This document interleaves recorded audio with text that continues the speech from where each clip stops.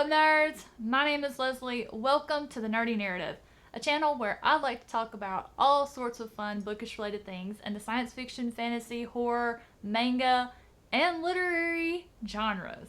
In today's episode of fun, we're going to talk about my weekly reading wrap-up. My wrap-ups consist of any book mail that I may have received, what I read, what I'm currently reading, and what I plan to read next. I also have a couple of fun announcements to share with you guys, but first, I've got to do a little housekeeping. I made an extremely grave error. Recently, I posted round 2 of the blindfold book cover challenge on my channel. So most of you are already aware I am really good friends with another channel called the Codex Cantina. That channel consists of Una and Crypto. So early last month, Chris and I had dinner with Mr. and Mrs. Crypto, and I mentioned to them about the upcoming blindfold book cover challenge. I told them I would really love to tag them if they were interested. Both Mr. and Mrs. Crypto were very excited, and I forgot to tag them in that video. Crypto saw the video and he texted me and told me that Mrs. Crypto was heartbroken, and I felt really bad. So guys, I need your help making this right. Crypto is in my Discord. Please go into my Discord. Help me express my sorrow and apology and regret at not tagging him. If you have a minute, come by the Discord, tag him, tell him how much you would love to see Mr. and Mrs. Crypto do the blindfold book cover challenge, and help me make this right. Moving on to those 2 announcements I mentioned earlier. The first one is I will be taking part in a live stream over on the channel Dark Between Pages on February 13th. If you're not aware, February is Women in Horror Month. This live stream is just to spotlight and showcase some of the women in the horror community. Yours truly will be a part. So the live stream again will be February 13th at 3 p.m. Eastern. So the second fun announcement, if you missed it yesterday on Andrew's channel, Get Right On In, he started a new series. His vision for this series is to bring authors and readers together and bridge the gap between expectations and reality as far as what readers expect and experience, and from the author, just the mentality and the writing aspect of it and just how it works. I was very honored to help kick off this series with Andrew and another one of his author friends, E. Ardell. We had a really great time talking about villains as far as what a reader infers and expects, and how the author actually writes that character and what their goal is with that character. Give it a watch, see what you think. Please leave a comment with some feedback for Andrew. Like I said, it's a new series, so any feedback you have, suggestions, would be very beneficial to help Andrew as he moves that series forward. That takes care of all the announcements I have today. Let's get into the good stuff. Let's talk book mail. The first piece I got, oh my gosh.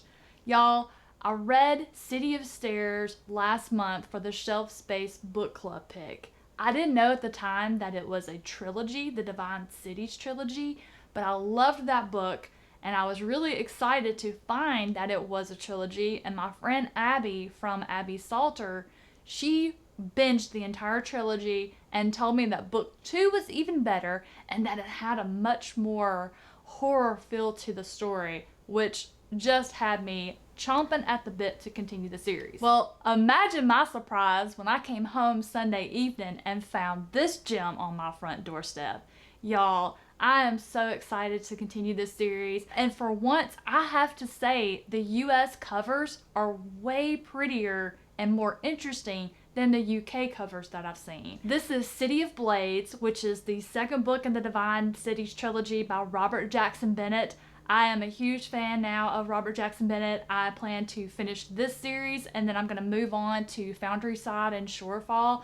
But this was a gift to me from Max. Max recently joined the ranks of BookTube, and her channel name is Mostly Books with Max. So I will have her channel linked below. I really enjoyed watching her. She is super cute. So thank you so much, Max. I can't wait to get into this book. I almost started it the day that I had it, but I have some other reading obligations that I had already committed to that I'm going to get to first, and then I'm going to find a way to get into this puppy. Next up in book mail, I really got the shock of my life because a box showed up, and in that box were 2 beautiful hardbacks from my wish list.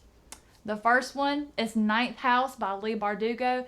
Y'all, I just read my first book by her last month, and it was Shadow and Bone. And I devoured that book. I was shocked by that. It's a little YA fantasy sort of romance type of book. That's usually not my scene, but for whatever reason, it worked. It worked. I absolutely loved it, and I really wanted to binge the next two in the series, but again, those obligations that I'd already committed to are staring me in the face from my TBR stack. Like, no.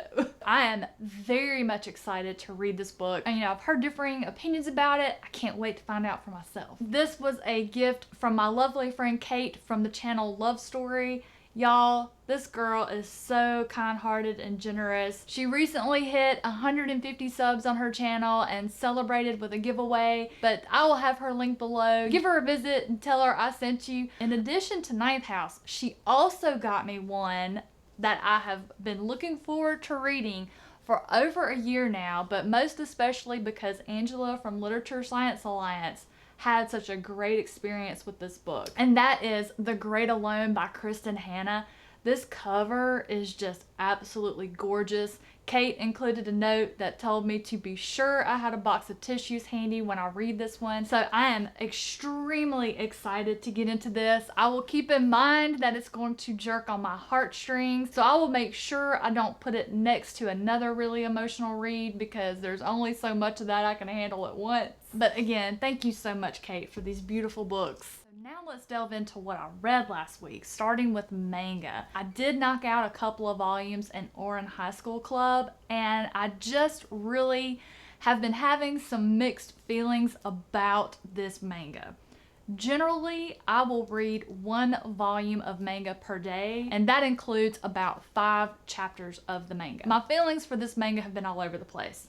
I didn't like it, and then I liked some of it, and then I got some good character development, and then I got some that I just thought were out of place and had nothing to do with the story. But I have so many friends that love this series, and so I just thought, is it me? Like, what's going on here? I'm buddy reading it with my buddy Una from the Codex Cantina, and we have been talking about it in Discord with a few other people that have read the series. Una mentioned having some similar feelings about the series. So here's what I decided to do, is instead of binging a volume of 5 chapters, maybe I should just read 1 chapter per day and try that. And that worked. And by giving myself that time between chapters, it allowed me to disconnect and not carry an expectation forward, sort of take that feeling out on the next chapter of being aggravated that it wasn't what I wanted because I enjoyed the previous one so much. The first book that I completed is The City of Stairs, which was the first book in the Divine Cities trilogy by Robert Jackson Bennett. I gave this one 4 stars. I enjoyed it very, very much. It was the Shelf Space Book Club pick for January. There were several people that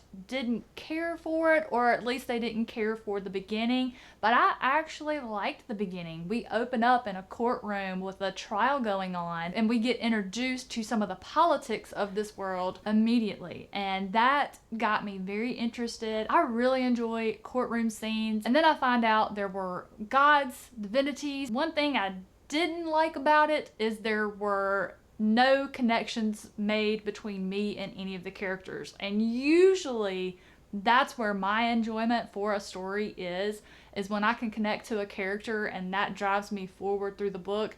That was not there for this one, but the plot was so interesting that it kept me going. And not only that, I mean, I enjoyed it so much that I was ignoring my other reads to keep going in this one. Next book that I read is Shadow and Bone by Leigh Bardugo. It is the first book in the Shadow and Bone trilogy. It's a YA fantasy kind of romance deal. I loved it. It is on the more simple side of this type of read. Evidently, it is exactly what the book doctor ordered for me after reading Gardens of the Moon and Crime and Punishment, was something light and fluffy and fun. I love this book. I devoured it. I was so tempted to go ahead and binge the other 2 books out, but I didn't. I somehow resisted, but when I tell you I am constantly trying to figure out how I can work them in this month, I mean, y'all, the desire is real to finish this little trilogy. Super fun read for me. I am disappointed that I waited this long to pick it up. Next up, if you'll remember, in last week's wrap up, I wanted to start reading one of Clarice Lispector's short stories from her collection that I have here. I chose a random story in that video to read, and that story was In Search of a Dignity. And it was amazing. It was actually one that was on the easier side for me to make a determination for what I felt the story was about. You know, normally when I read her, I will make a subjective inference of what it means, and then after thinking about it 2 or 3 days, I will change my mind and think something completely else. In Search for a Dignity, it is a short story of a 70-year-old woman. She is out trying to find a meeting that she wants to attend. She finds herself in a stadium. She's very lost, and then she forgets why she's there, and then she's trying to find help, and then she remembers the actual instructions for where this meeting is to take place, and she's like, oh wait, it's beside the stadium, not in the stadium. So I got the feeling that the woman was suffering from maybe the onset of dementia or Alzheimer's. Being in her head and her thought processes and just the things that she focused on was very interesting. You know, I just don't think I will ever cease to be amazed at the way Clarice Lispector takes housewives or domestic settings and just makes them so high intensity and heart pounding. If you've never read her, I'm going to drop a few videos that the Codex Cantina have done analyzing some of her work below.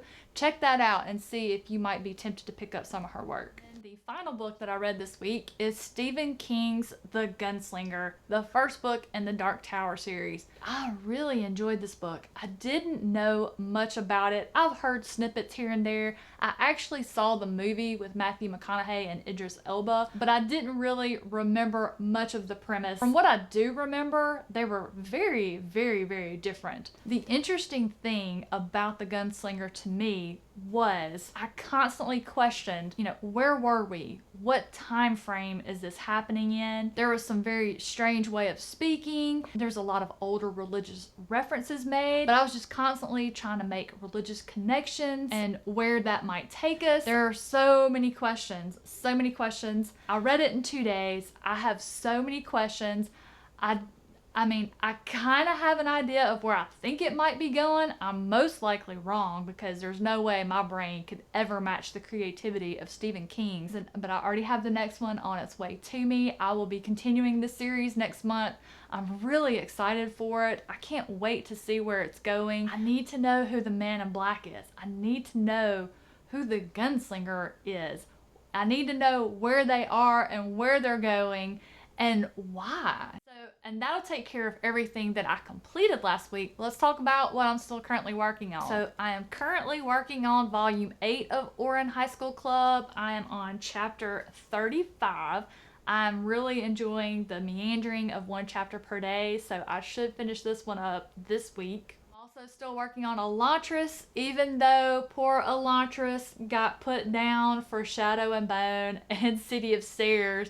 I have made it to page 88. I will say I found the first few chapters very info dumpy. Now though, I think I've finally made it to the meat of the story. I am very much interested in what's going on. I want to know more about the city of Elattras, the Elattrians who live there. I want to know more about the city that is right outside of Elattras and what is brewing there. There's a lot of things that are on the cusp of happening, so I'm very intrigued to see how this is all going to play out.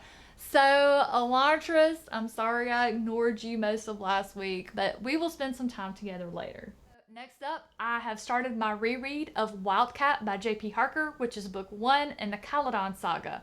This is the Shelf Published In book pick of the month. Right now, Shelf Published In is a book club Discord where independent and self-published authors are showcased each month. There is still plenty of time to join. I will have the link to the Discord in the description box down below, but we are reading Wildcat this month. I read Wildcat last year, but I wanted to reread it and then continue forth with the series because he just put book 4 out and I need to catch up. So Shelf Published In, choosing Wildcat for the pick of the month came at a perfect time for me because it gives me the chance to reread it with my friends and then continue forward. Next up, I did pick up the Brothers Karamazov by Dostoevsky. This is a read-along that is hosted by the Codex Cantina, Christy Lewis, A Musical Bookworm, and the History Shelf. This read-along is taking place in the Literary Discourse Discord, which is also linked below if you want to join in. We're going to spend the next couple of months working through this chunker.